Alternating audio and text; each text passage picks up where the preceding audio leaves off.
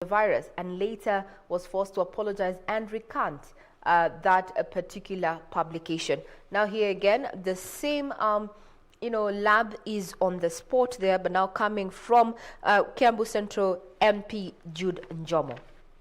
Still keeping up with what is happening in the political scene, and why you'd wonder why Raila Odinga has made it to the front page of several dailies this morning, saying that he is ready. He is ready and willing. It's because he's an integral part of the government, and as a time when the president and also Raila Odinga himself are whipping their people, or rather its supporters, ahead of the BBI campaigns. Now, with all indications that the steering committee on the implementation of the Building Bridges initiative to a United Kenya task force has opted for an expanded executive with slight adjustments to the first report, there has been a flurry of political activity among leaders across the country. What this means is that Kenyans, or other leaders, are scrambling for those particular positions.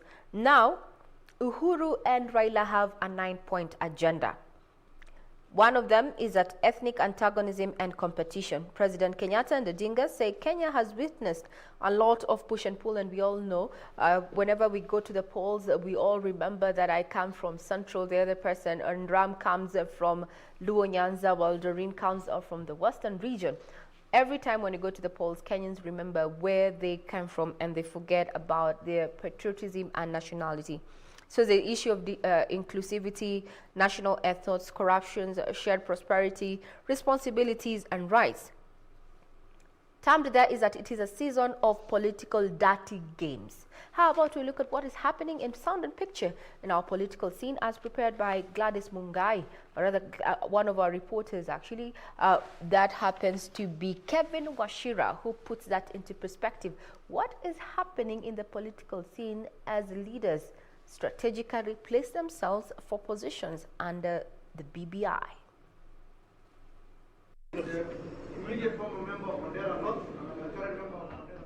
Barely a week after President's appointment of Elders MP Adan Kainan to the powerful office of Jubilee Joint Secretary, MPs from pastoralist communities met to engage on the net effect of the changes within the ruling party.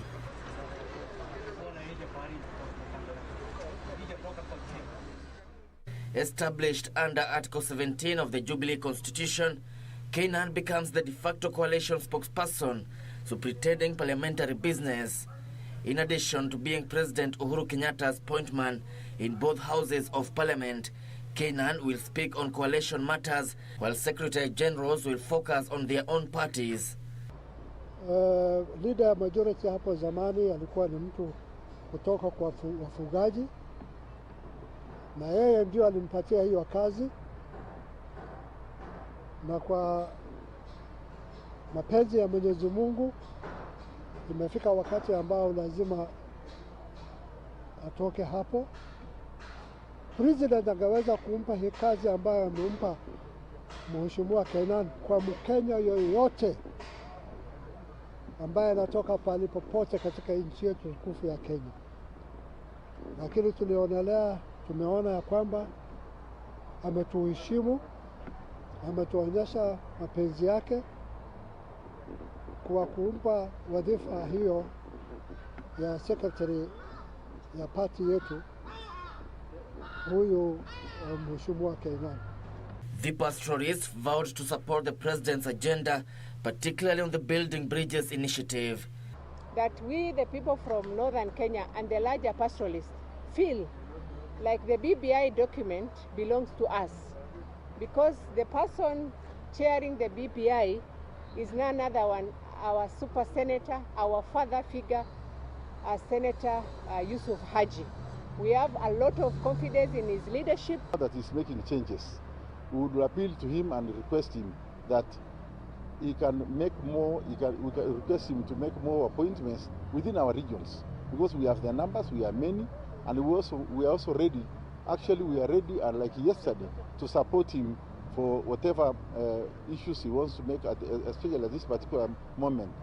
Elsewhere, ODM grassroots leaders from Kibra constituency have hit out at ANC party, for expelling Kakamega Senator Cleophas Malala from the party. Perplexed by the level of hypocrisy, dishonest and witch hunting being demonstrated within the NC party. It is our considered opinion that the NC party leadership is either being blind to political realities, or they are simply venturing into some dangerous experiments tantamount to political suicide whose results are quite too obvious. Meanwhile, former Machakos Senator Johnston Muthama has ditched Wiper Party and declared his unwavering support for Deputy President William Ruto's 2022 presidential bid. I'm not the only Kenyan who is with Ruto. Central Province, they are entirely behind Ruto. Western Kenya, they are entirely behind Ruto. Wananchi Wanjiku want to vote for a good president. They are behind Ruto. Who am I to stay away from that? Kevin Washira, Channel 1 News.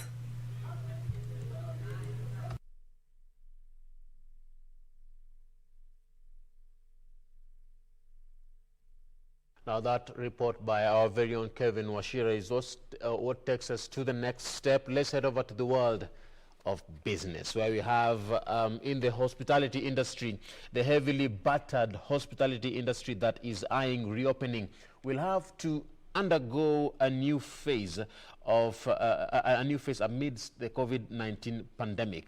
Now, according to engineer David Jomeli, who is the technical director of the Kenya Federation of Master Builders, hotels will have to make structural design changes and modifications to adapt to the new normal. Hospitality industry is set to make changes in designs to adapt to the COVID-19 era. Now, design of public spaces and hotel rooms will require a change in the selection of materials, using fewer carpets and rugs and more tiles and stones. Hotel renovations give a new lease of life to local builders. That is what is making stories in the world of business. Now let's head over to the Treasury, where we have Treasury wants state bodies that don't pay pending bills. Now the government officials face the sack if they fail to pay pending bills. This is according to the National Treasury. This is what they say. Now, in a circular to the Cabinet Secretary and accounting officers, Treasury has threatened punitive action against officials who are yet to settle their obligations despite receiving budgetary allocations from the Exchequer. The state entity seems to be turning heat on public offices, holding on to billions of payments owed to suppliers. Treasury wants state bodies that don't pay pending bills. Well, and still on matters business, coming to the tourism sector, there's a bite here from the CS Health, that is Mutahi Kagwe, just saying that we have to learn how to live with COVID-19. That is the short of it. Well, now it looks like the state seems ready to end the 4 months of lockdown, where after 4 months of that lockdown to stem the spread of this disease, indications that the government will open the economy next week. So the 3 CSs, that is the CS for tourism and wildlife, Najib Balal also pictured in there, the interior CS, Dr. Fred Matiang'i, as well as the CS Health, that is Mutahi Kagwe, yesterday said the government had played its role in sensitizing people on the precautionary measures, preparing them to live alongside the virus. Now, speaking at the launch of Magical Kenya Tourism Health and Safety Protocols, the CS Tourism and Wildlife, that is Balala, said the country had received a stamp of approval from the United Nations World Tourism Organization, that the World Tourism and Travel Council, giving assurance to the international travelers that Kenya is safe. Well, it looks like the economy might open, that is next week, even as Kenyans anticipate for that. But even as that happens, it looks like now it's going to be a personal responsibility and no longer just a state responsibility to help stem the spread of COVID-19. Now, as we gear or rather work at opening up the economy, is that the exchequer is now looking for several other ways to raise revenue. Remember that Kenya has a deficit with its in its 2020-2021 budget, the 2.7 trillion budget. It has a deficit. It has to borrow up to 840.6 billion shillings. And Treasury is looking for all means and ways to ensure that it raises revenue. Now, the Treasury has hit helicopters with the VAT and import declaration fees. Now, the imposition of value-added tax and an import declaration fee on leasing or hiring types of helicopters and other aircrafts has drawn a divided opinion among auditors and accountants. Quoted there, while some support the levies as a way to increase the exchequer revenues, others see it as an untimely move that will only erode fortunes of an industry that is already on its knees due to the COVID-19 pandemic. Proponents say that the proposal will see the application of 14% VAT and IDF as part of a policy to bringing non-essential goods into the sales tax bracket in order to cut down on exemptions that deprive the Treasury revenue. Still keeping up on matters business is that Safaricom has appointed a new CFO, that is Ayana Darcy, in an acting capacity. Remember, the telco has the largest market share in as far as telecommunications industry is concerned in the deadline. Now, yesterday was also the deadline, for filing your returns, and captured there on that particular picture there, you see is that Kenyans' peculiar Kenyan habit, tax return deadline. Taxpayers are assisted by the Kenya Revenue staff to file their returns at the iTax Support Center in Nairobi. This was on Tuesday, which was the last day to file, or rather for the annual exercise. I hope you actually met the deadline. Crossing over to stories that are also been captured on the Star in regard to matters of business is that the KQ share, in case you're looking at, investing, if you have a little bit of money and you have what it takes in as far as, risks, and they say no risk, no reward. Well, the KQ share, hot cake as investors rush to reap from nationalization. The airline reported a gross loss of 12.98 billion in the year ending December 2019. However, the share price has gone up by 31% in value a week after the proposed law seeking to collapse it into an aviation holding company was tabled in Parliament. Now, the share, which traded at 2 shillings and 50 cents on Thursday last week, has been gaining to 10% since Monday, rising to 3.28, that is 3 shillings and 28 cents, Tuesday, where it moved 1.3 million shares, the highest since January. The question that you're asking yourself, is this the right place to put your money? Now, according to analysts, they say investors are hoping for a premium when the government buys out minority shares. So if you have a little bit of money and you want to spend, and you have, you're ready to take a risk in as far as investing is concerned, this is one of the ways, or rather an opportunity that is there. Hot cake. Currently, the value of Kenya Airways share at the Nairobi Bourse is 3 shillings and 60 cents. Now, this is the highest share price for the airline since January, and it has been gaining by 10% since Monday. As Kenyans angle, or rather those who have a little bit of money. So if you're seeking to invest, this is a place to invest in. It sure looks that it can, it's about to rise, the national carrier there. At the same time, the tourism sector has been worse hit in as far as COVID-19 is concerned, the travel restrictions, the issues on social distancing and such. So yesterday, the government launched what you called, Kenya received travel stamps, safe travel stamps. This means that now Kenya is a destination that is ready to abide to the safety guidelines under COVID-19. Does this signal for a new breath of life in as far as the tourism industry is concerned? Here's a report that I worked on yesterday that puts that into perspective. Arising from the pandemic, the tourism and wildlife sectors are experiencing unprecedented health and social economic crisis due to the movement restrictions imposed by the government to curb the spread of the virus. So there's a new business in town. We are in the business of tourism. We are in the business of running health. We are in the business of managing police. But the other new business is the business of saving lives. Already the restrictions have wiped out 80 billion shillings from tourism receipts. The protocols launched will provide guidance for the tourism sector's reopening. Thoroughly gone through in partnership with the private sector to formulate these protocols. They have been approved by the Ministry of Health of Kenya. They've been approved by the World Tourism and Travel Council and the UNWTO. Today, we can say Kenya is safe and the magic awaits you.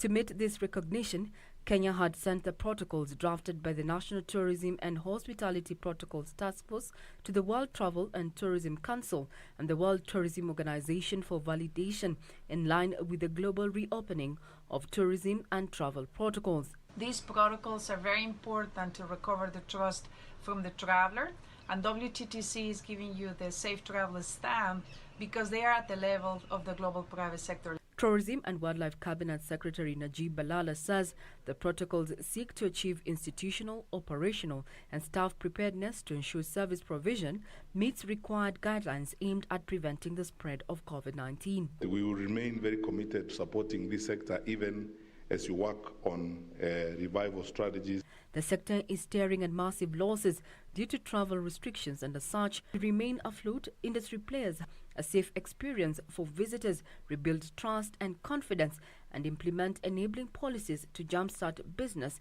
in the tourism sector. Regina Manyara reporting for Channel 1 Business. All right, now that is a story by our very own Regina Manyara Gitao.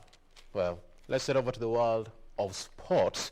We have Lionel Messi scored his 700th career goal, but Barcelona suffered another blow to their La Liga titles hopes after a 2-2 draw with Atletico Madrid on Tuesday. Now, Messi chipped in a penalty to reach another astonishing milestone as Camp Nou, but twice Atletico hit back with the spot kicks on their own. Now, the Argentina star reaches astonishing milestone with the Panenka penalty. Messi scores 700th goal, but Barca's title hopes fade. I know people here are very happy, especially those who support Arsenal, who happen to be none other than Okenye here, and temporarily also my camera lady Muna there says we have to talk about Arsenal. So yes, Arsenal won yesterday against Norwich, scoring 4. Well, Norwich did not gain on them, did not 4-0. That is a 4-0, and he's insisting that we repeat that this is 4-0 Namambo Bado. Well, what I have to say for all Arsenal supporters is that you have to have a little bit of faith, and you know your pressure is fine, because if we look at how Arsenal has been performing before COVID and all this, well, if this is a sign of a good thing, we'll see. At the same time, while Arsenal won, Chelsea lost, and Chelsea lost to West Ham, only making it 3-2. And that is exciting. Remember, Chelsea will be meeting Manchester United in not too long for the FA matches. So is Chelsea going to lose, or is Manchester United going to win? That is what is happening in as far as international soccer is concerned. Now, taking you back to the local scene is that Gor Mahia has revealed, Gor Mahia is my team. I do not support either Chelsea, Manchester United or Arsenal, but I am a firm supporter of Gor Mahia, the Green Army. Now we have revealed, or rather Gor Mahia has revealed, the forthcoming elections will be conducted through electronic voting method owing to the coronavirus pandemic. Yes, we are tech savvy as Gor Mahia. Remember, details of this and other stories are all available on our website, that is www.kbc.co.ke. We take a short break with this, but when we return, we talk about matters close to our hearts. We talk about issues affecting young adults. Do not go away. We'll be right back.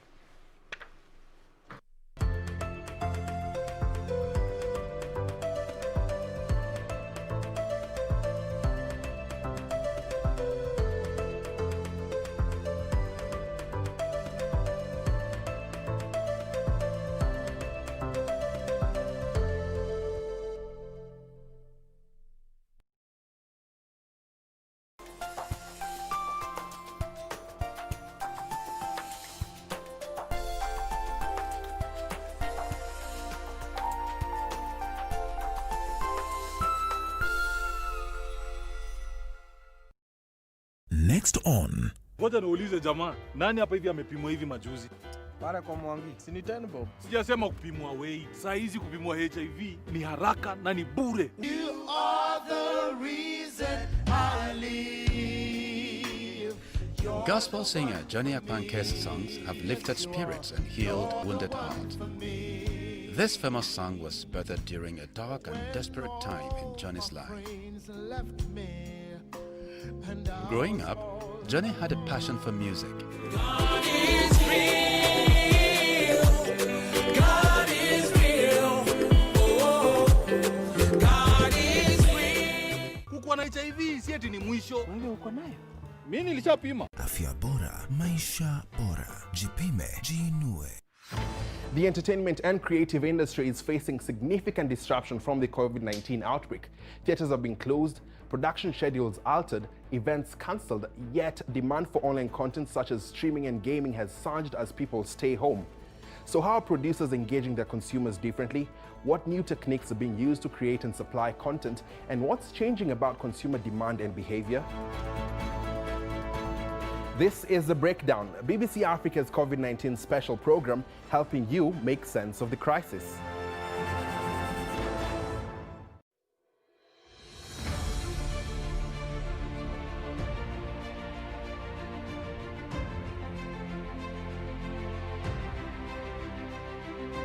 When you hear about Turkana County, what comes into your mind?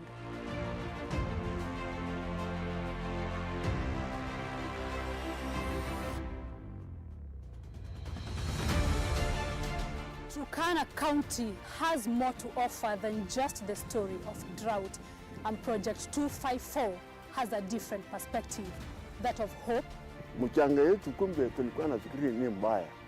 Resilience. Twendeni sisi wote tukiwa wamama hata wasee, twendeni kwa machamba. And restoration of dignity. Turkana kwa wakati huu iko tofauti na Turkana mali nyingine. Only on KBC Channel 1.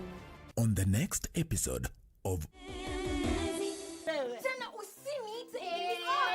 Hamna tofauti. Wasikia? Tena sikiza wewe mwanamke, ulipokuwa ukifanya haya mambo yote, hukujua dhara zake. Mwangalie. Mwanamke.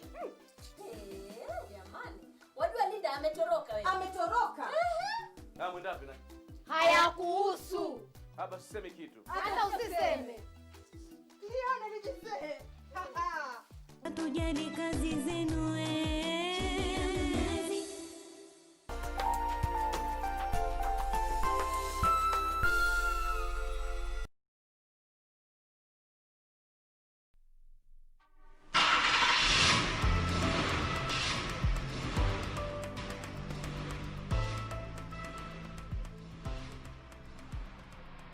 Minutes past the top of the hour, time for our fast link. Likoni Road being our center of focus, seeing that it's one of those good alternative routes, especially for those that ply Mombasa Road as you head over to your activities in the city center.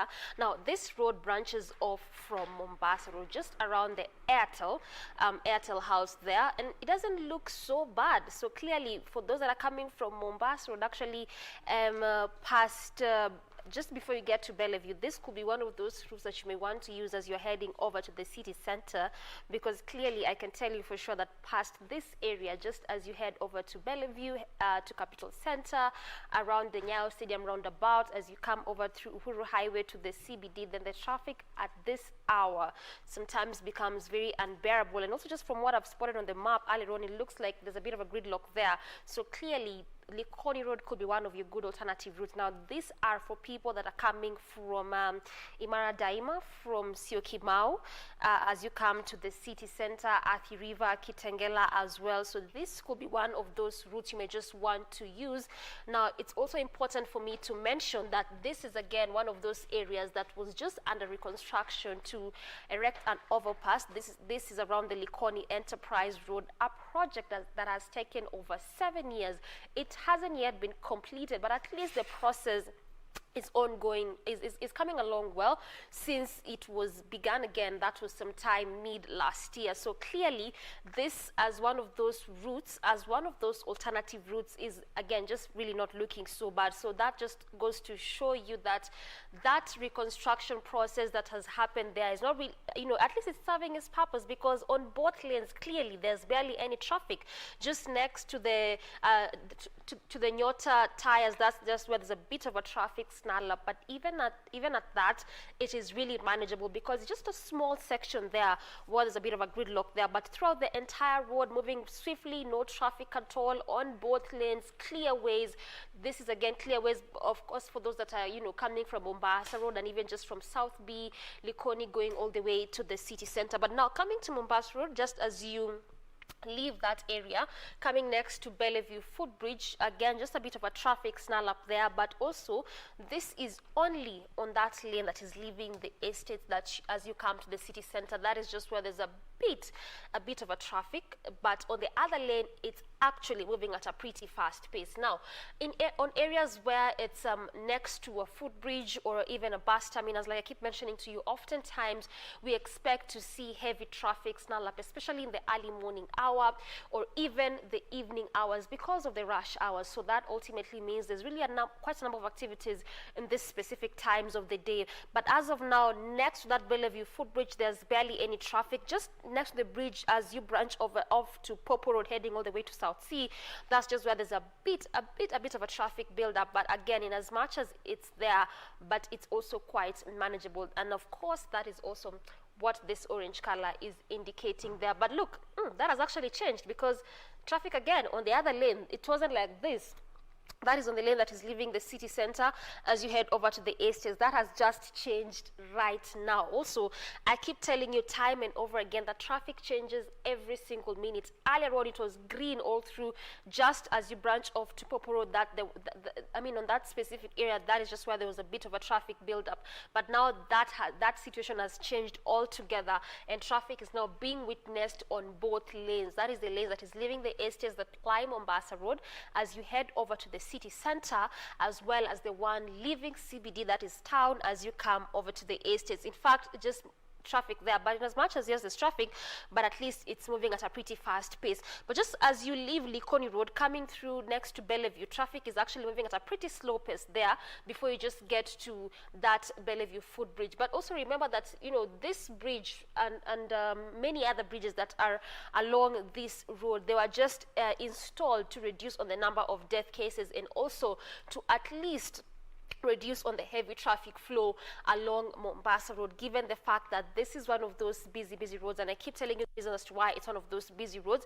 Just coming back to traffic moving at a pretty fast pace, and just as you branch off to Kapiti Road, that is on the other side of that bridge, again, in fact, there's barely anything that looks like traffic, just on specific areas where there's a bit of a traffic gridlock. But coming back to that area as you branch off from, that is actually going through to Popo Road, which is one of those roads that leads you to South Sea. On that area, just a slight traffic build-up as you branch off from that specific road. But on the other lane, so this is the one that is coming from that estate as you enjoy into Mombasa Road, coming to the city center. On that specific area, there's no traffic, moving at a pretty fast pace. So that means if you're coming from South Sea, branching off to that road as you're using Mombasa Road, then this is the best time for you to do that, clearly, because there's barely any traffic. Now, looking at this map again, the situation has changed. Look at this area. This is Kapiti Road, just as you branch off from that footbridge, that is at the Bellevue Footbridge. It wasn't like so. It wasn't looking like what it's looking like. And then there's just a variety of different colors. You can spot the red, the maroon, the orange, in some areas the green. This area, it was orange all through, an indicator that traffic had begun to slightly build up, but that has changed altogether, and now it is maroon, just an indicator that traffic is at a standstill. In fact, it is not moving at all. But then again, that's why I was mentioning for those that are coming from areas such as Athi River, Syokimau, Kitengela, it is just advisable for you to use Likoni Road as one of your alternative routes instead of coming all the way to Mombasa Road, because if this area is looking like this is next to the Bellevue footbridge, you can imagine what and how it's looking like. This is around the Nyayo Stadium roundabout. But leaving this area, so that means, again, if you're just around this specific area, then you may just have to make do with that traffic there, because around this specific place, there's no any alternative routes unless if you haven't yet passed this area. So that's when you can just use Likoni Road as your alternative route. But leaving that area, coming all the way to the city center, still sticking with Mombasa Road, just as you leave Kapiti Road, there's no traffic at all. In fact, moving pretty well, moving at a pretty fast pace. We cannot spot the difference in colors except just a clear moving of vehicles. So that means also if you're past Bellevue Footbridge coming to the CBD, again, it's a smooth sailing for you. But just next to the Kenya Mass, again, traffic begins to slightly build up there, but also this is only on the other lane, not the only on the other lane. That is the lane that is coming from the estates as you head over to the city center. In fact, it's just a difference in color again, just like what you are seeing around Kapiti Road as you branch off from the Bellevue footbridge. But clearly that means, you know, there's no any alternative route past that area, so that means you may just have to make do with that traffic on that around that specific area. But now coming to that busy roundabout, which is where Mombasa Road begins.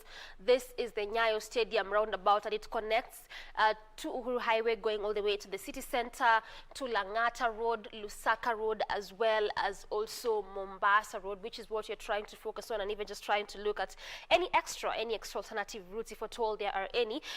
One that I've just given you, Likoni Road, is really moving pretty fast. There's barely any traffic there, so really serving as one of those good alternative routes. But now, coming to this roundabout, it is just typical of what you'd expect to see around major roundabouts, which is definitely also what you're seeing this early morning.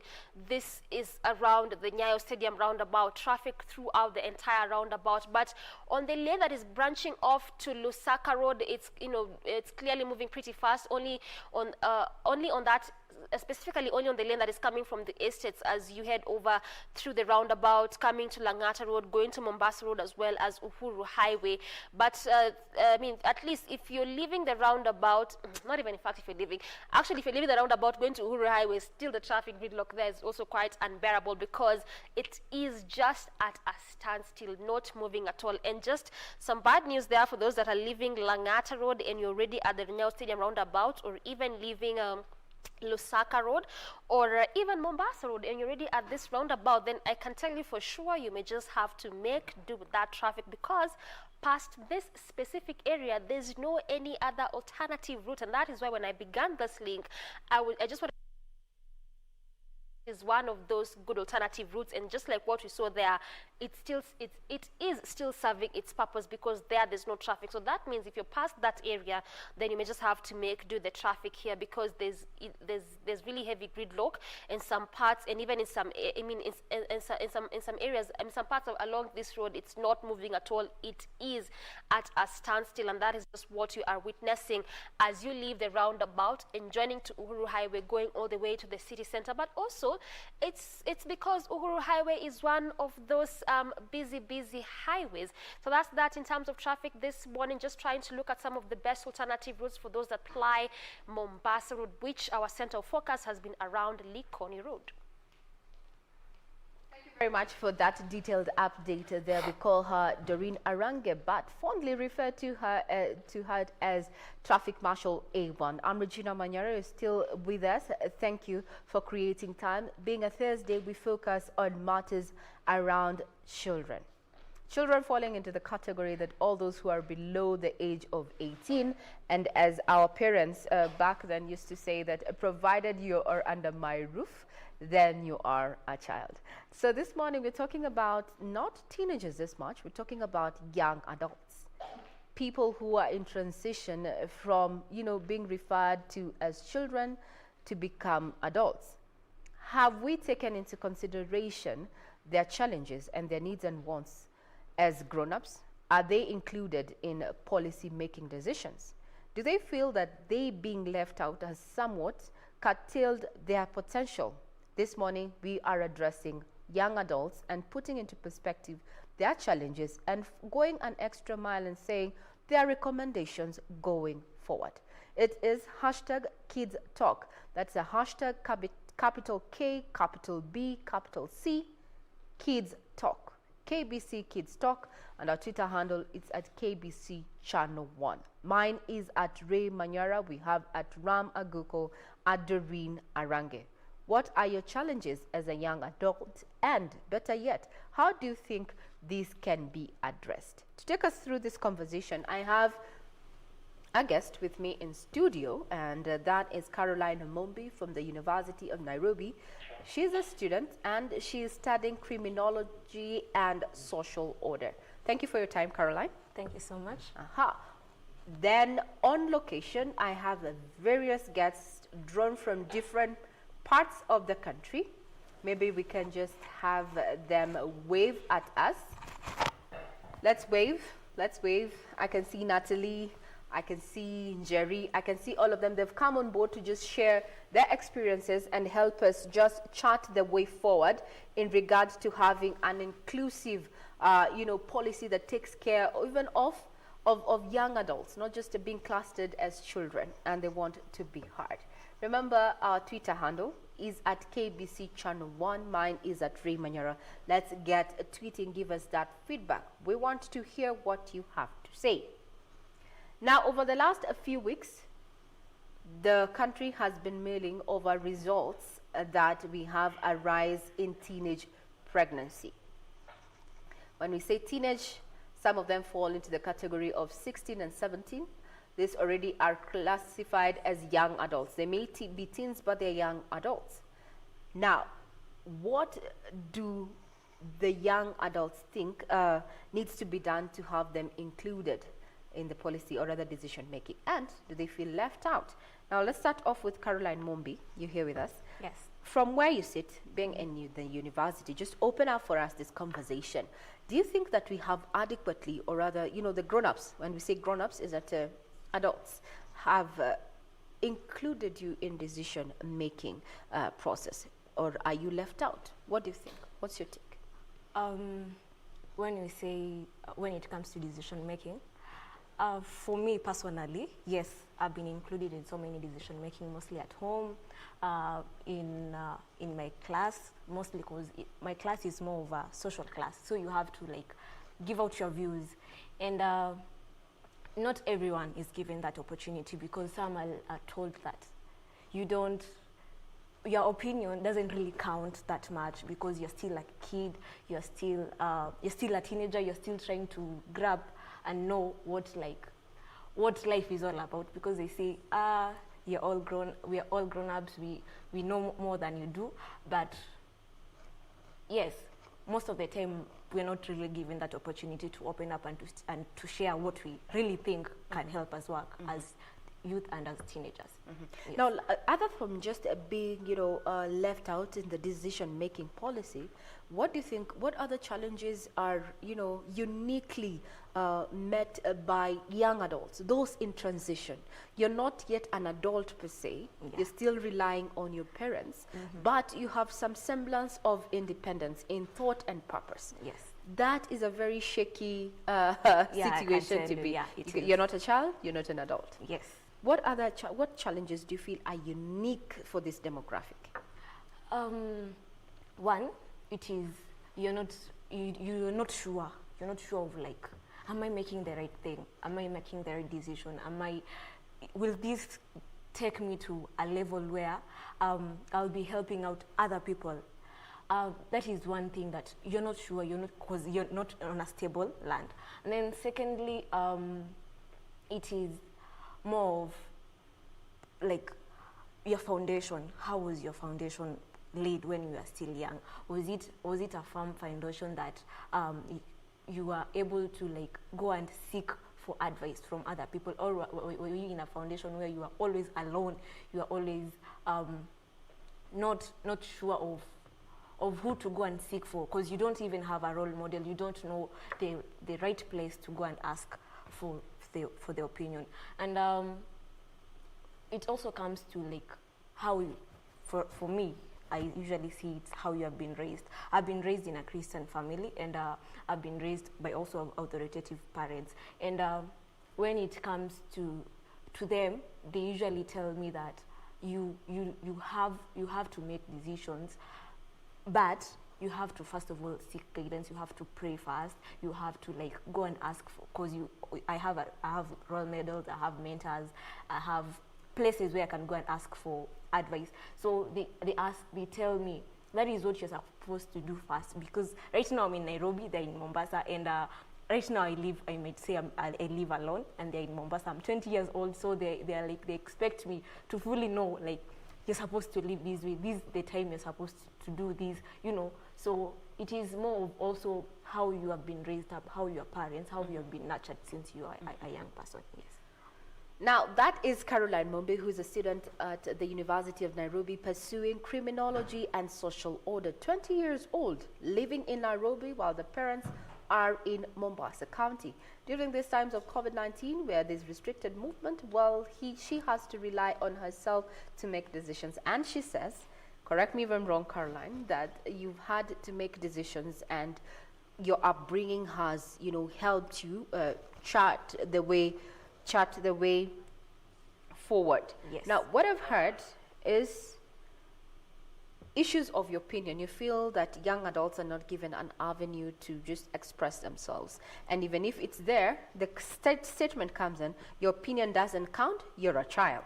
Yes. How does this make you feel? And yet this is something that you hold dear. This is a direction that you want to take. How then does this, statement, or rather, being left out from this, affect you? Right now, I can say it psychologically affects you. That is the first thing I can say, because even when you become that adult that they're telling you that you'll become later on, you'll still feel like, hey, if I make this decision, will it be the correct one? Mm-hmm. So that is one thing. Secondly, I can say mostly when it comes to opinion making, it is seen as if it is a group thing. Like this certain group that is the one which is supposed to make the decision. Let's say like there are those kids that come from the slums, those that come from high-rise areas. So you get that most of the time those guys who are given the avenue are those from the high-rise areas, where they are like they're the ones who get the connections. They're the ones who get, like, what can I say? Which word am I supposed to use? Let me use.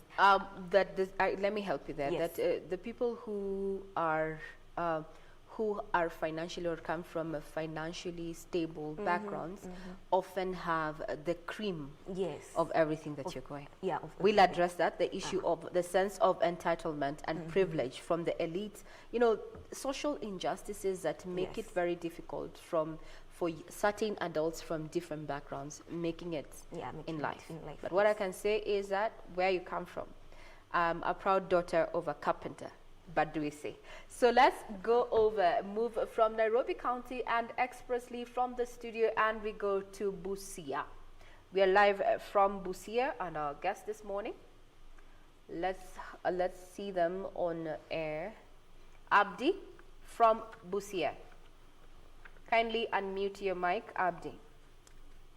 Good morning, how are you? Good morning, Abdi. Great to have you on board. Abdi, kindly introduce yourself. Tell us more about Abdi, other than just that you're live from Busia. Yes, my names are Habib Namai, not Abdi. Habib, sorry. Yes. I work for Busia County Children's Rights Network. I coordinate children's activity, more so the adolescent. Yes. So in your line of work and in your opinion, what do you think is the main challenge that young adults are facing in this time? Hello? In your opinion and in your experience within working with children in Busia County, What do you think are the main challenges that young adults are grappling with in this day and time? Thank you. One, I would like to say that during this pandemic, the COVID-19 pandemic time, many children are at home, they are not at school, and they are trying to, the parents are trying to work all around to make sure that the children are okay, but there's some things that children need and they might not be able to offer to them. So there's peer pressure from other friends, and these children, when they lack the advice from their parents, they opt to get that advice from their fellow peer. And you can imagine what kind of advice the peer will give to the friend. So you get that whatever is happening currently, it is influenced by so many things. Being a border county of Busia, many of the residents in Busia rely more in working across the border. Now the border is closed. So jobs, many have lost their jobs, the income, so the livelihood has become a problem, and many children are getting themselves into certain circumstances. Yeah. So the issue, lack of jobs, exacerbated by the issue of COVID-19, has somewhat, just changed the dynamics in as far as, upkeep and such. But now, let's also talk about the issue of, teenage pregnancies. The report released in the recent weeks has set the social media abuzz, and even mainstream media, and every parent, I'm sure, or every adult is concerned about this issue. From where you sit, Habib, why do you think we've had a rise in teenage pregnancies? Thank you. For sure, it's a worrying for that percentage of the teenage pregnancies within our young girls. What I'm saying is, during this period, there is this so many people are working from home.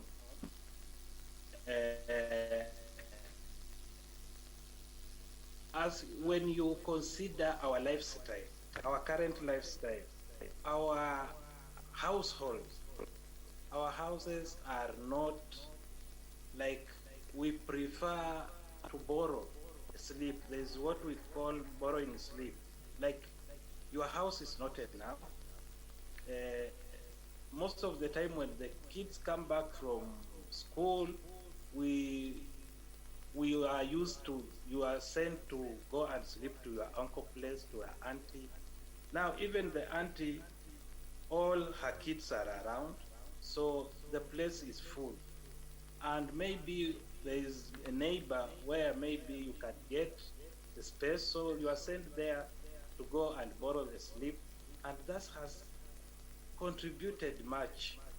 We don't have time to do coaching to our children, so we send them for coaching to maybe their colleagues, their fellow students. We don't know what is happening there. So there's many circumstances that lead to this rise of teenage pregnancy. Thank you very much. Thank you very much, Habib Namai from Busia, who works with the Children Network at the county, saying we expose our children, circumstantial exposure of children has made them vulnerable and, susceptible to some of the ills that you're seeing. This somewhat is in line with one of our contributors this morning, that is Thomas Bosire, who says that in his opinion, in the regard, in regard to these issues of teenage pregnancies, that most vulnerable children and young persons are abused because they come from vulnerable families. Now, teens with disability are taken advantage of because they can't express or devalue themselves. Now, we will be getting back to that particular opinion. Remember that we are open to your feedback. You can text us, or rather send a message on Twitter, that is at KBC Channel 1 News, at Ray Manyara, at Ram Aguko, and at Doreen Arange. The hashtag is hashtag KBC Kids Talk. Today we're talking about young adults. What lessons can they learn? And going forward, their voices need to be heard. What are their recommendations? The hashtag is hashtag capital K, capital B, capital C. Kids Talk. Let's get that conversation going. Now we come back to Nairobi County with Mary Gishoke. Mary Gishoke, good morning. Good morning. Great to have you on board. You've heard what Namai has said, and as well as Caroline. What do you think, is the main challenge that young adults are facing at the moment? I think lack of mentorship. We are from a society where we are forced to do things. You're told from primary school, you need to pass your exams to go to high school. From high school, you need to go to the university. In the university, your parents will look for a relative who has succeeded in life, and they'll say, this is the course you need to do for you to succeed in life. We are not asked about our passion. So most of the time you'll find young people don't do what they love, and this in time escalates the rate of unemployment. Yeah, back to you. Well, that is quite a powerful statement, that you come from a society that forces us to do things. And when I say us, I think you are talking about young adults, Mary Gishoke, and says that it contributes to youth unemployment. How about you elaborate on that? Because from where I sit, I'm a mother of two daughters, and I would want them to be successful in life.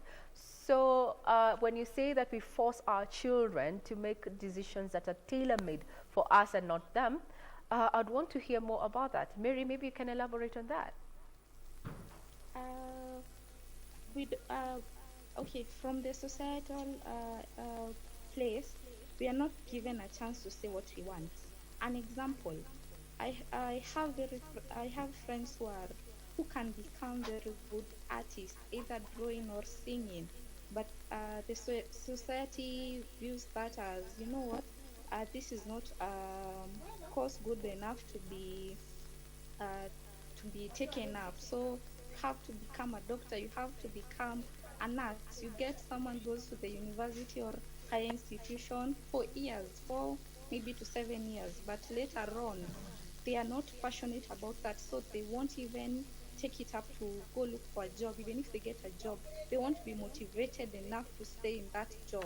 So in turn, we have a lot of graduates who in turn don't have a job because they're not passionate about what they went to the university to do, because the parents of the society did not give them a chance to choose what they want to do. That is Mary Gishoke, live from Nairobi. Thank you very much for your contribution, Mary, there. Indeed, a very powerful statement there, that adults are not listening. Do you concur, Caroline? What do you think about what Mary has just said? For me, I think adults listen. When I was going to choose a course at the university, I first had to check what is my passion. Then I went and told my parents, because I had two options: either I become a lawyer or I become a criminologist. So we went, and I went to my parents and I told them, actually, I don't think law really fits with me, because I'm more of an activist. I like talking a lot. I like going and researching and knowing what is happening around, and trying to get solutions. So when I talked to them, then they told me, if this is what you're passionate about, my dad, that is my dad actually, if this is what you're passionate about, then I will pay your school fees because this is what you're passionate about. I don't want to waste my money on something that you're not passionate about. So yes, for me, he listened and he told me, if that is what you want, so be it. That is what you're going to do. Have you encountered, you know, as Mary says, that she knows a couple of young people who have gone through university, pursued a course that they were not passionate about because the parents told them that, hey, you have to be a doctor. But deep inside, they want to pursue an artistic kind of, you know, profession. Maybe be a disc jockey, what we refer to as a DJ or a musician. But now they can't find, they finish the course, but they can't find the job. Have you had such an encounter? Yes, I've had like 3 friends of mine. There is one who wanted to become a professional DJ, and then he was being told that he had to become either an event manager or something else, but not DJing, because everyone says if you become a DJ, you're not, it doesn't pay. But I think if it is something that you're really passionate about, for example, like DJ Mo, he's a DJ by profession and he gets paid for that. And he doesn't need to have a blue collar job for him to get paid, for him to be able to own a maisonette or a bungalow to have the vehicles he drives. No, but it's all about, for me, I think it is all about the passion. And if you have the passion and the driven, and if your parents really support what you dream of, and if you're strategic with what you want to do, then finally I believe you'll be able to make it with whatever idea you have. Yes. Very well, very well, very well. Emphasize on white-collar jobs instead of blue-collar jobs.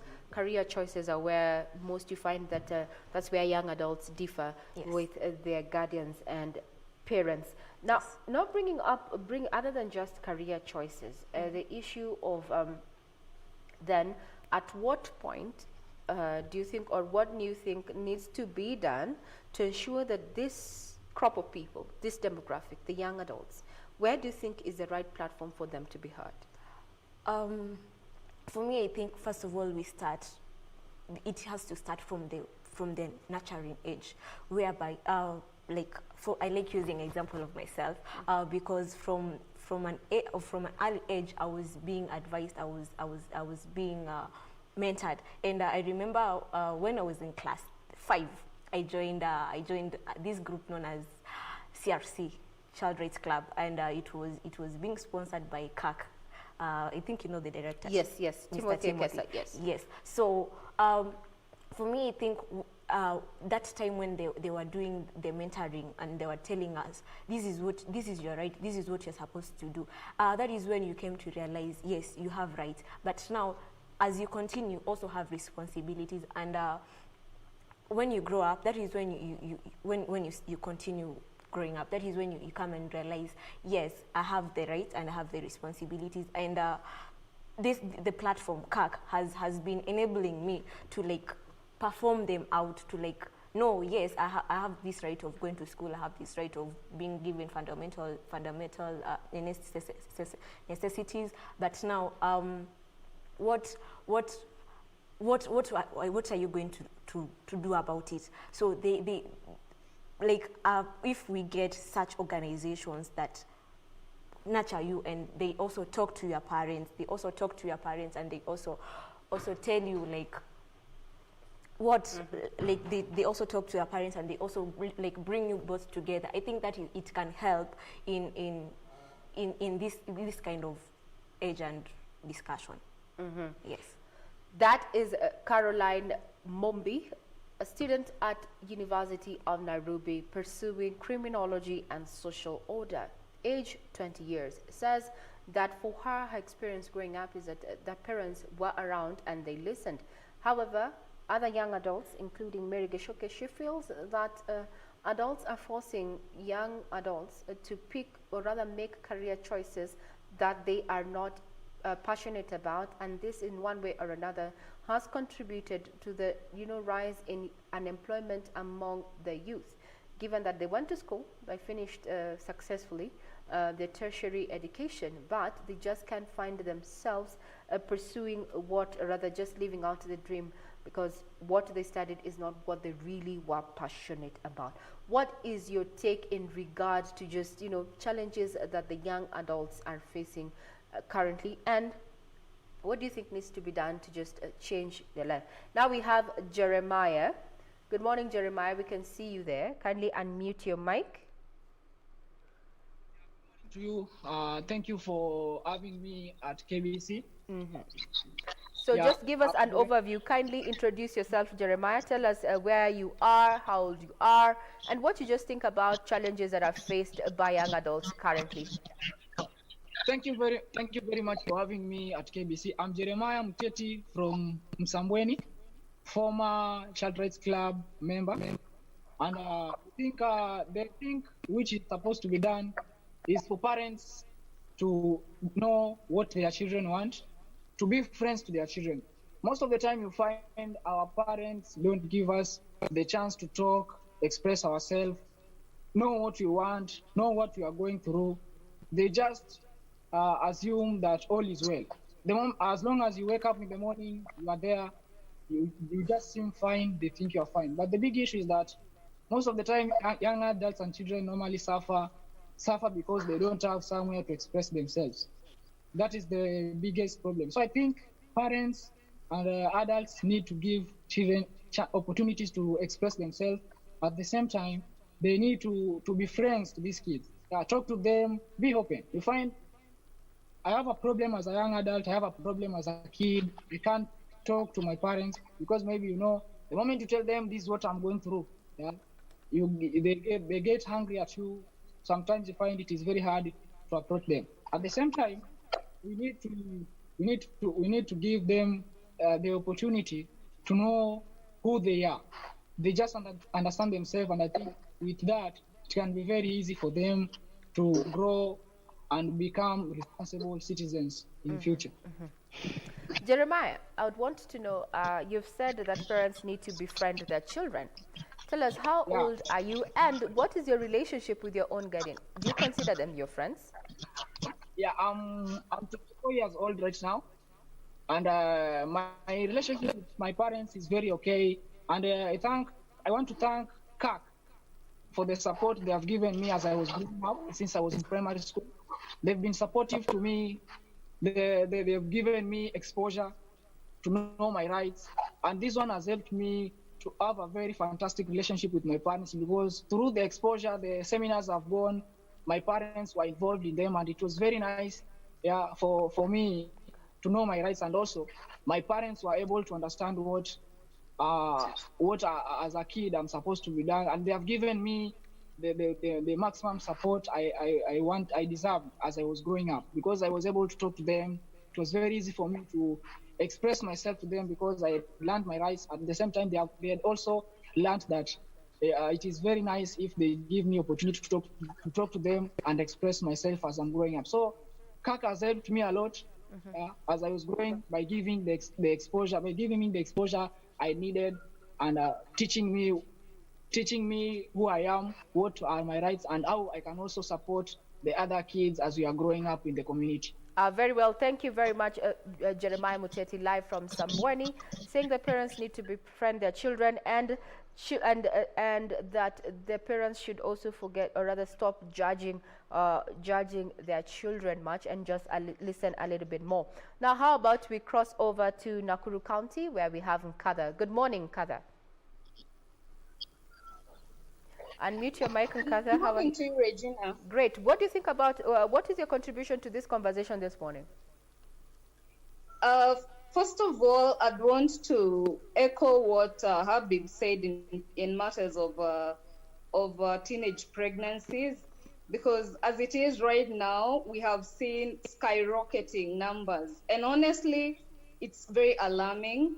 But the fact is, I think it kind of has, the fact that we are all holed up in the house with our children right now, it's made us take note of the challenges that these children go through. I mean, teenage pregnancies then it's nothing new today, as it were. It used to be there. The thing is, before, we never used to get so many reported cases because most of the time we were up and down as guardians and parents. So we never had the time to even like sit down and take note of what was going around our children. And considering they were also in schools and the teachers had most of the time with them. So I think as a children protection agent in Nakuru, I think one thing that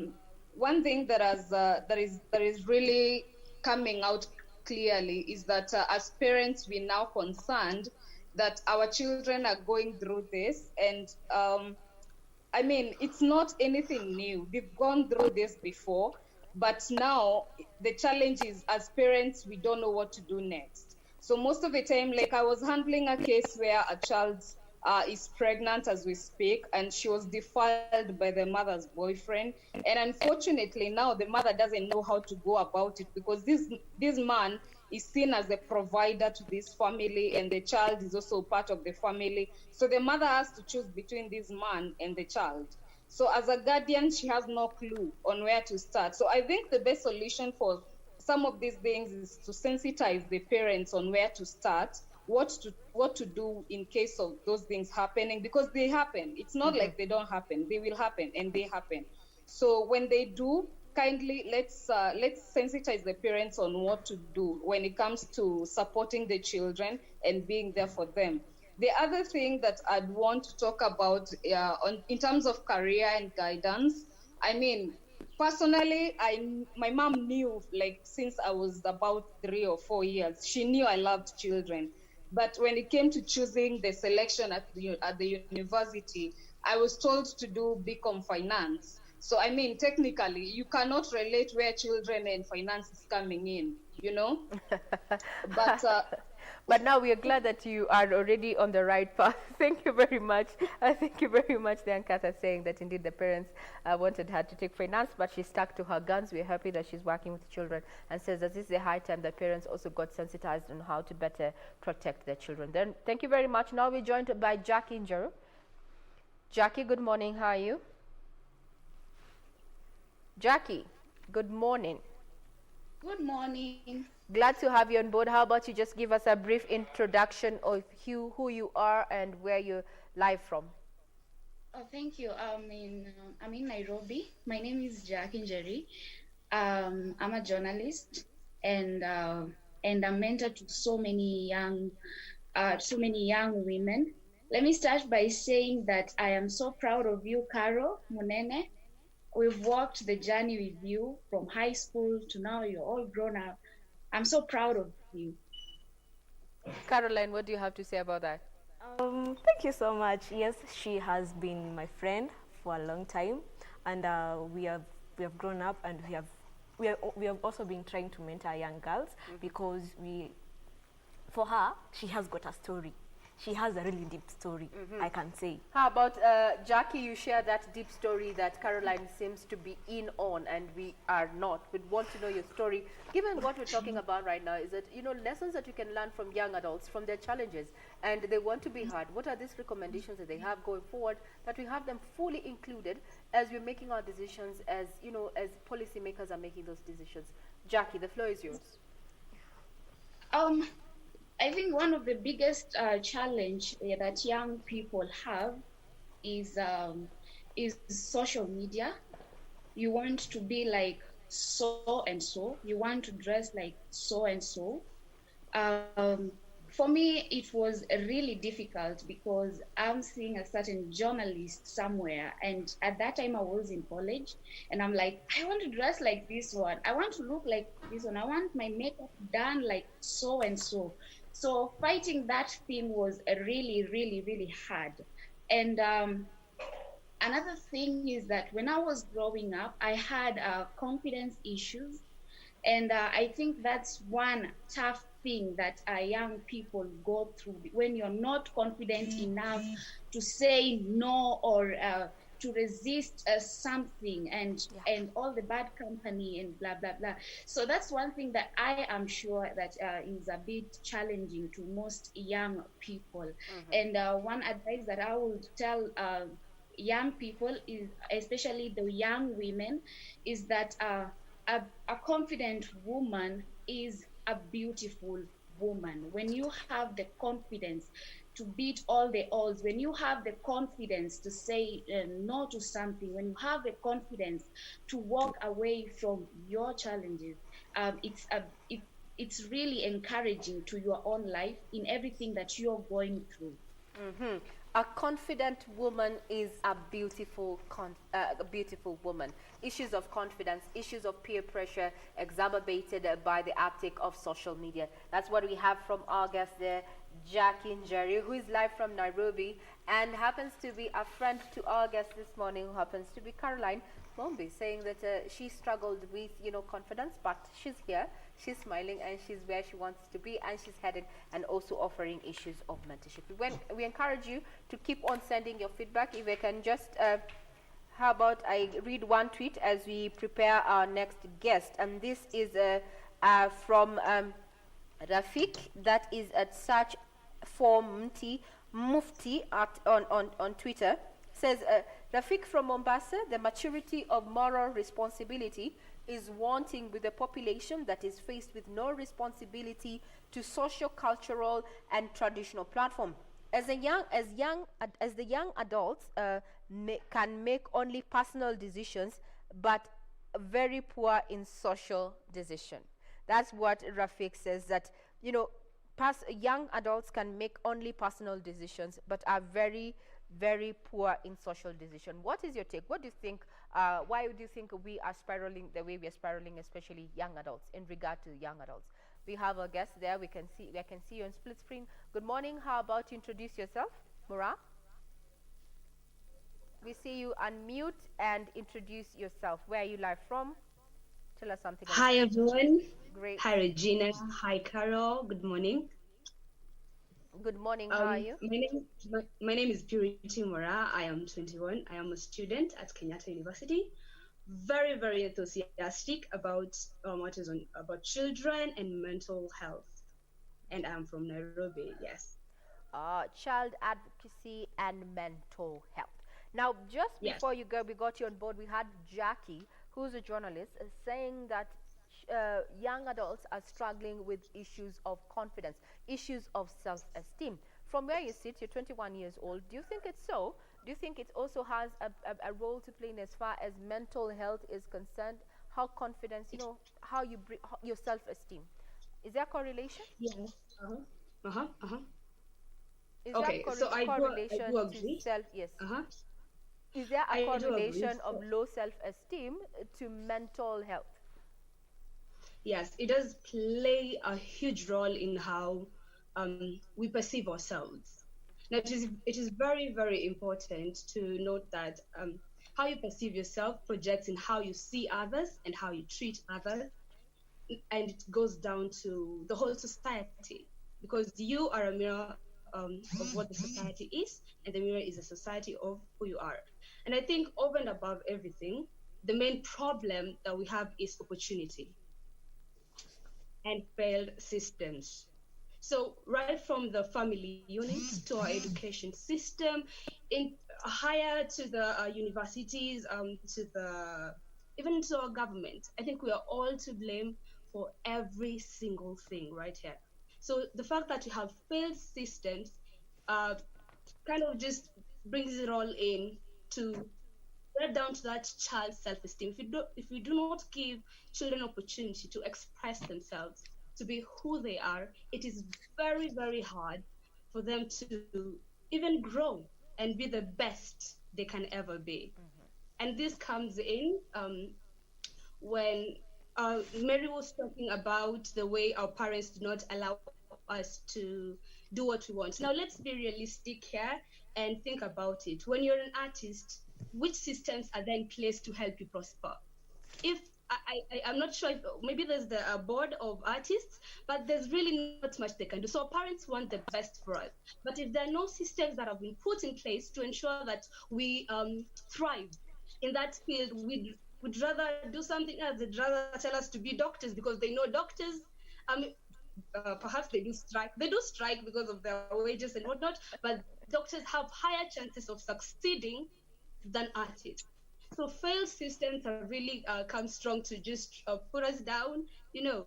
So if we give opportunities to young people, right from the education system and mentorship, I think that would really go a long way to making our society better. Give Right? opportunities Yeah. to young people. And as far as Purity Mora, who is 21 years old, from Kenyatta University, a child rights enthusiast, and issues of mental health are at her fore, she says that the problem is failed systems, all the way from the top echelon of society, including government, to the family setup. Let's find out what Chacha thinks about that.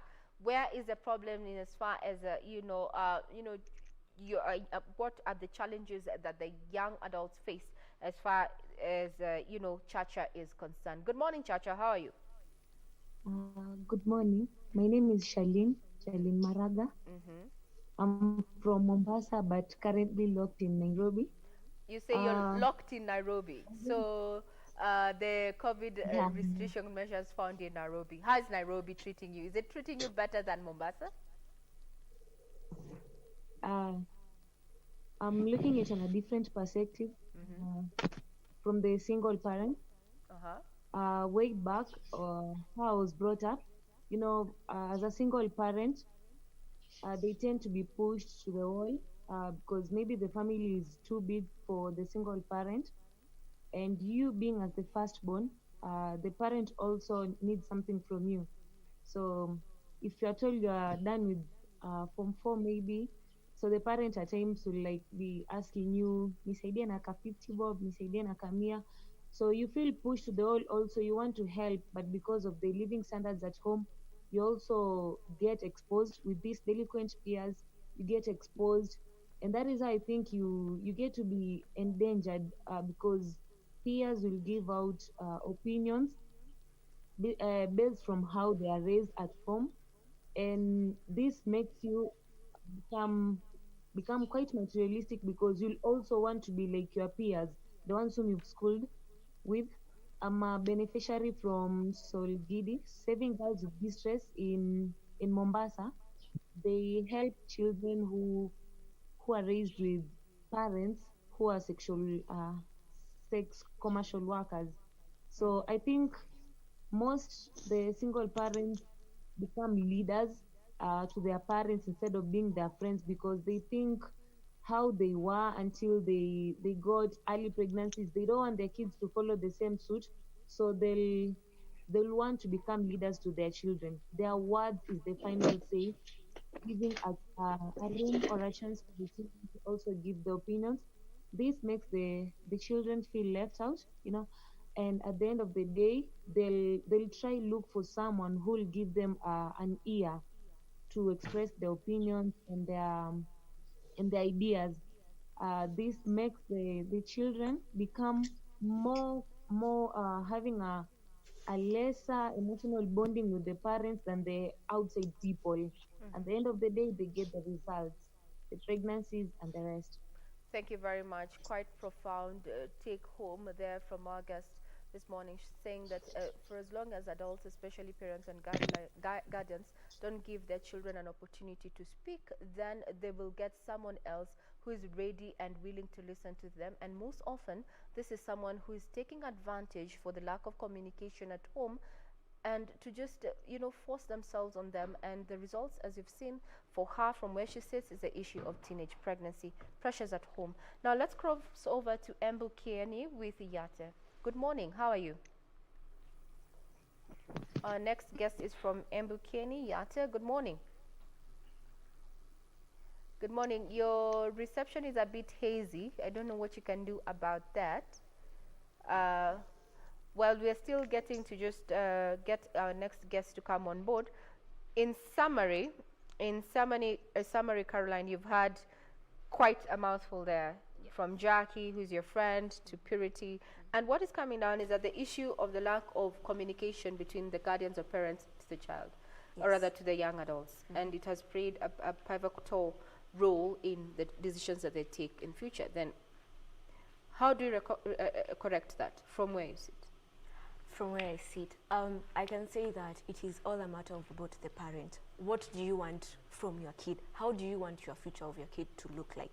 And if you want your kid to become successful, then you have to like have a bond with them, try and encourage them, try and sit down with them and ask them, in the next 5 years, where do you see yourself? In the next 2 years, where do you want your career to take you? Do you want to be like how we live like? You know, that is how I will think the parents is supposed to do. It is all a matter of like, what do you want the future of your kid to look like? Like, what do you want? What do you want for your kid? And your kid also, you as a young adult, you as a teenager, do you have plans for your future? Do you want to continue living the same way you still look right now, or in the next 5 years, what do you want to look like? And for me, I think that is how you're supposed to perceive it. To perceive it. Yes. How about we hear from another university student? She studies at Manyara University, but currently within Nairobi Metropolitan. That is Natalie. Good morning. How about you just give us an overview? Briefly introduce yourself, Natalie. Good morning. My name is Natalie Kakai. I'm a student at Manyara University. I do communication and media technology with IT. When it comes to children, it's really close to my heart, children and women, because growing up, I was raised by a woman who was passionate about it, and it just flowed down to me. So, yes. So in your opinion, Natalie, we're talking about the role that parents and guardians play in just, molding your perceptions as young adults. Do you feel that young adults have been included in decision making? Okay, whether they've been included, it depends on, it is not fixed for people. It just depends on the culturalization of people. For example, for me, culturalization, being raised at home, I was given the opportunity to speak my mind and just be who I am, because my mother is very open and my father was the one who was strict, and so there was that balance. So I was able to grow up being able to express myself and just follow what I want to do in life. And yeah, but it's not like that for everybody, because for some people they are not given that freedom to express themselves from the family level to church to school. Most of the time they are just closed down, so you find that it becomes an issue for young adults. And because of that they growing up they have identity issues, because they weren't given an opportunity to express themselves, and so now they try to find themselves in through peer pressure, trying to copy people, and they lose the originality in them, and it just becomes a big mess. Natalie Kakai, who is a student pursuing communication and media technology at Manyara University, says that for her, she looks back with a lot of nostalgia with her growing up, given that she was given an opportunity to express yourself. And what I'm hearing from a parent point of view, and something that parents can take home, is that within the family setup, you need to strike a balance. If the mother is the one who is friendly, then the dad can be the authoritarian, so that you strike a balance. That is Natalie Kaikai, her experience. She says that parents need to find a balance and give their children an opportunity. Now we can still cross over. I hear we have Embu online, that is Yata from Embu Kenny. We were trying to link up with them earlier on, but we had an issue, a tech hitch on their end.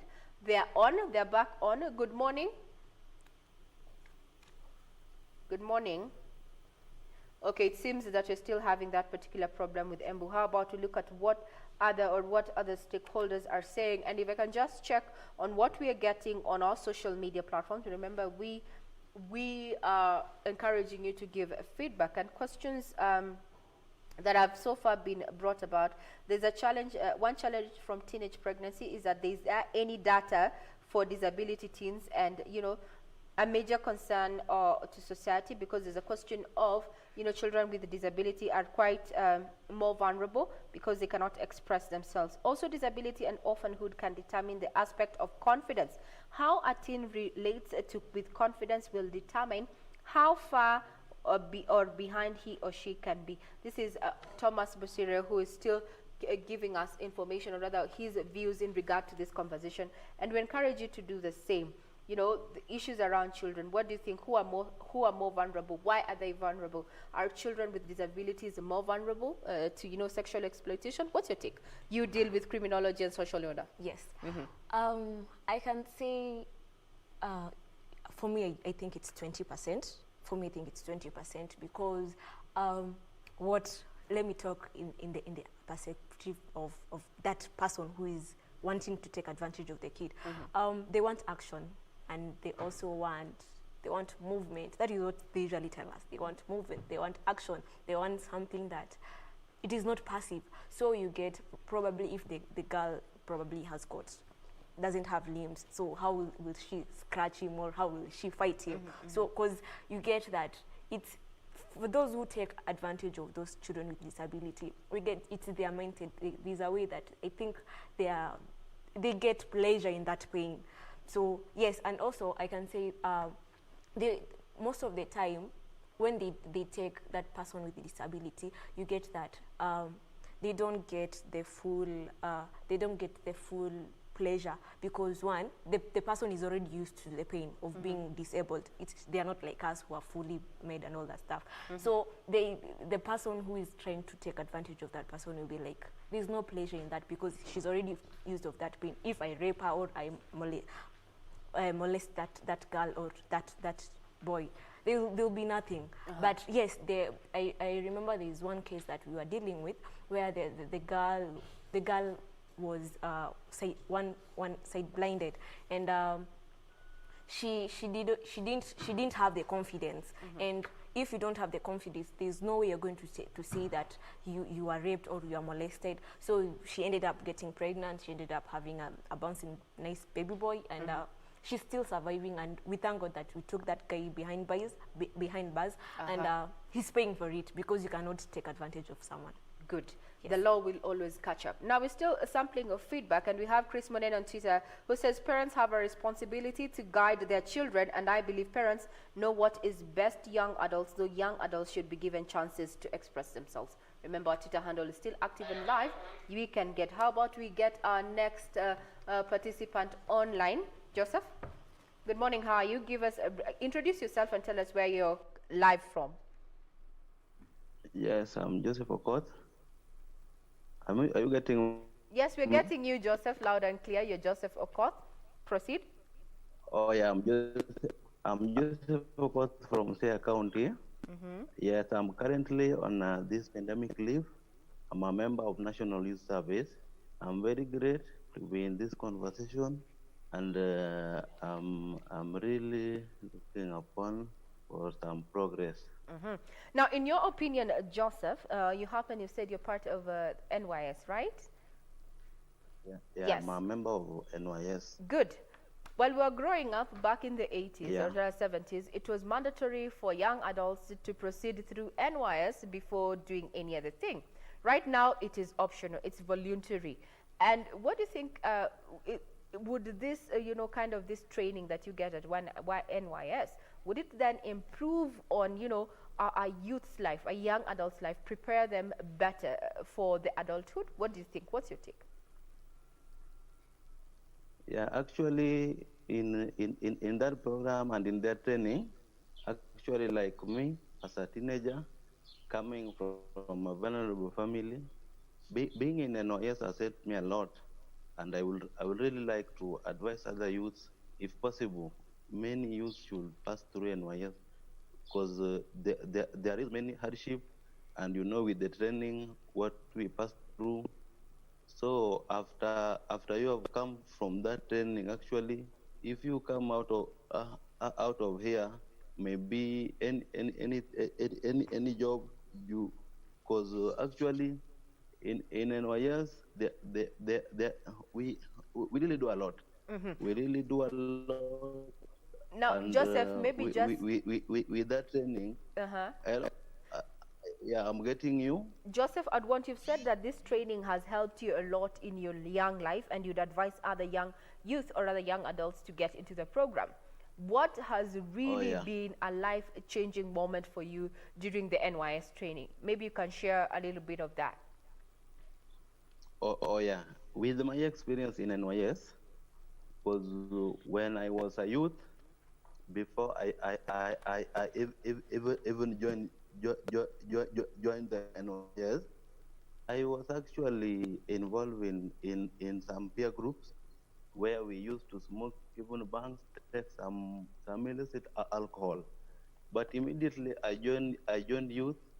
We were really exposed to that art training, and we were really being teach some good things on life. And actually, it has really changed my life, because after I passed out from NYS, when I came out, I- when I came out, so actually I find things so different, because when I came out with my old friends, I was able to make some new relationship, being involved in work, knowing the good things that we should do in life. Thank you very much for sharing your experience through the NYS training. Remember, it was compulsory back in the day, but now it's voluntary. Joseph Okot says that this has helped him even over the years just stay away from negative peer pressure that had seen him before he joined. He was partaking in alcohol and some other substance abuse, but now he's happy that he's made other relationships and he's better at what it is. Remember, we are asking about what do you think we need to do to ensure that young adults are included in the policy making process, and what to them in their own regard is ailing them or curtailing them from reaching their full potential. If I can go through some of your tweets that we have received currently in regard to that particular topic that we're having. There is a reaction here from where is it? Yes, solidarity with girls with distress. They say young adults have been confused, looking for their identity, as well as a lot being demanded from them by their adults. This, I think, resounds well with one of our contributors who said that the situation at home has somewhat forced some of the youth to engage in illicit activities to just be able to support their parents, put food at the table. Now, at Dorothy Marvel, hi, during this period I have realized I had a lot of time in my hands. I need advice on what I can do to stay productive. So do keep it right here. We're also going to be talking about recommendations, how you can engage yourself in activities that are not detrimental to you going forward. We're going to be engaging different experts as to where the opportunities lie and what you can do going forward. Now, Chris Monene says, parents have a responsibility to guide their children, and I believe parents know what is best for young adults, though young adults should be given a chance to express themselves. He further says that he is proud to see his niece, and teenagers should learn to honor adults. I hear something there, Caroline, the issue of respect and honoring, I think, the peers, or rather their mentors, the issue, that disparity. Then how do we bridge the gap between being respectful and still standing firm in what you want to do as an adult? Because those are places that they clash. Yes.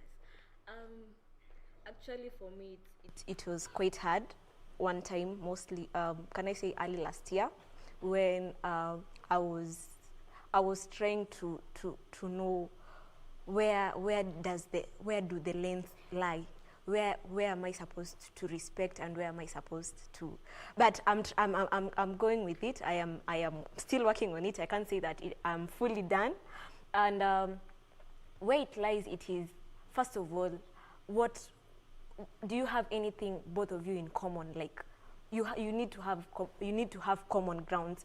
Like for me, when I take example of my parents, there's this part where they tell me, yes, you want to go to school and you have said you will take criminology, but yes, if you take criminology, what will you do about it? Because not many people take that course, mostly if they are ladies, not most of them who take that course. So my parents are like, yes, you have taken it. Will it be helpful to you?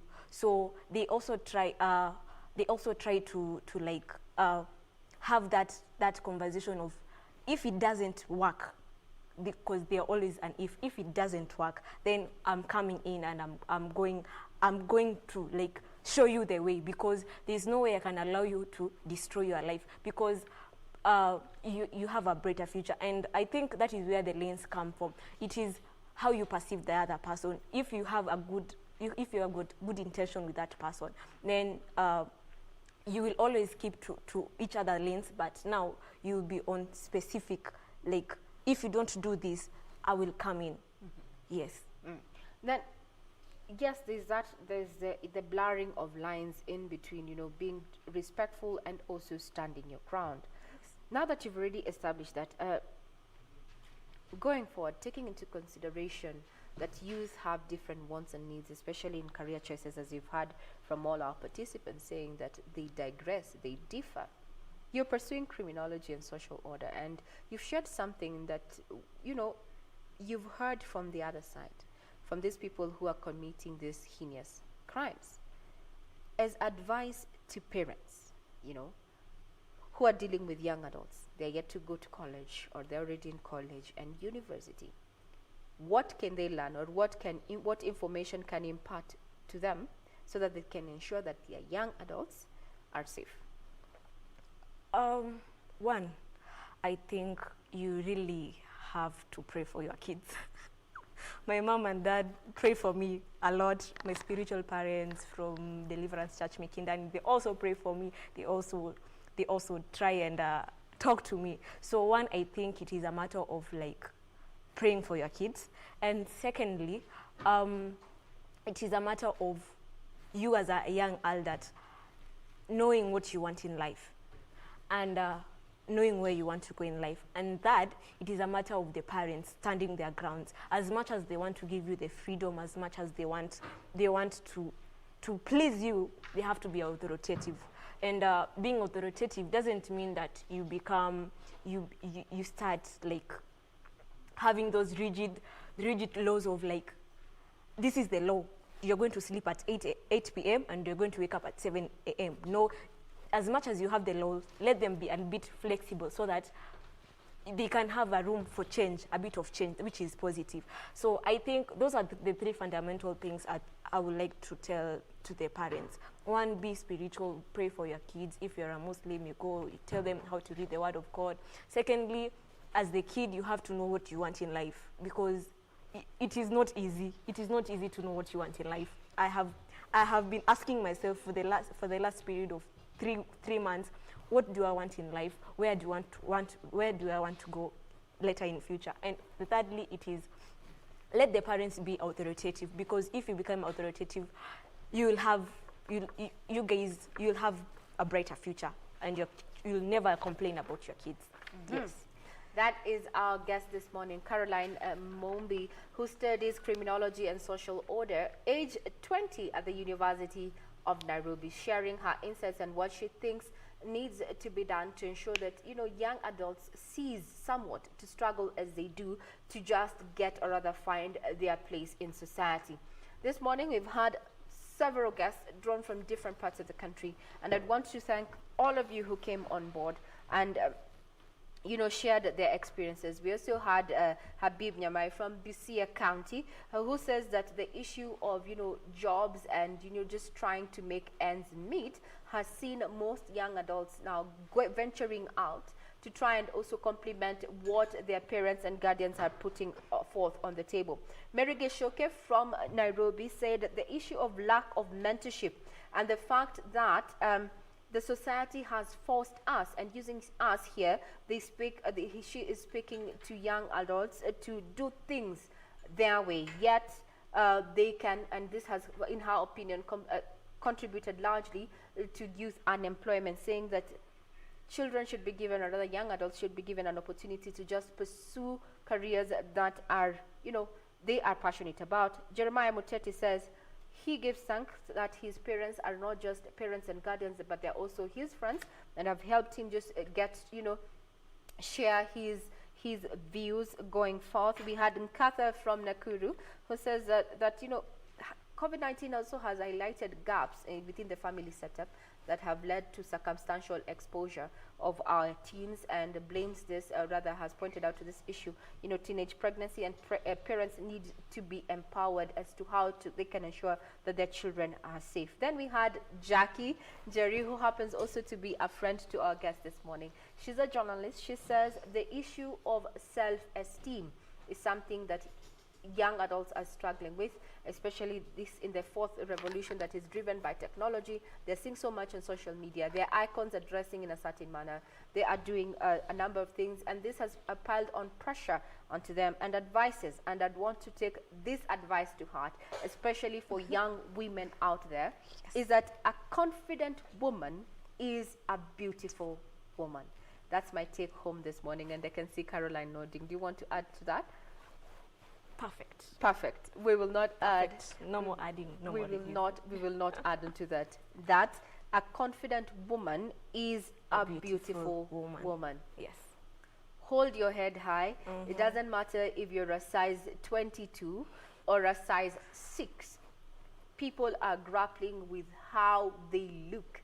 But at the end of the day, if you hold your head high, you will get that position or that place that you need in society. Yes. Provided that you're confident, you are beautiful. This goes to the women there, because we're the ones who struggle with how is my hair, how are my nails, how am I walking, what I'm wearing, and I'm sure there's a lot of pressure, such kind of pressure in the university. Yes. Tell me about that experience. For me, I joined university when I was still a teenager at the age of 18. Wow. Yes. So you can imagine, one, I don't know, there's this thing about sponsors. You see, girls are going out and then sponsor.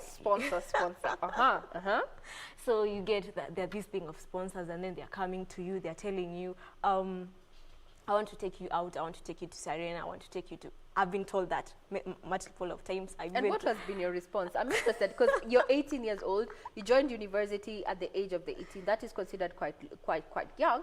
And here's a person who's telling you, I want to take you to Serena. What was your response? I can say I was naive. that is one thing. I can say I was naive, because I was like, you're taking me to Serena. I don't know you, so why are you taking me to Serena? So no way, I'm not going. Then when I go and share it with my friends, they're like, you didn't want to go to Serena, girl? Like, yeah, like, seriously? Why didn't you not go there? Like, why? That is an opportunity of a lifetime. Then I'm like, no, I will just take myself there. If I want to go, I will take myself for it. Go with my parents and tell them, man, I want to go to Serena. Are you going to take me or not? That is, I think, for me, I had that confidence in me. I had been mentored in a way that I was sure this is me, and there's no way you're going to please me with material things, and there's no way you're going to please me with your words, so that I can be like the others. The material world. No. It's very alive in the university. It is very alive, because you get people go out, drink, mostly if you are living alone, and then every now and then it's like, where are you? Can I take you out? Can we go for a drink at Casablanca? Can we go, Then and you like declined to go to Casablanca. Oh my girl, you're doing very well for yourself. It's good, but now that just goes to show that peer pressure does not just end in primary school. When you're told, when your social studies teacher is teaching and saying that you need to be wary of the company that you keep, even as adults, even in this work setup, there's a lot of pressure. You're expected to sit in a certain manner, speak in a certain manner, walk in certain circles. But I have borrowed Jackie Njeri's word that a confident woman is a beautiful woman.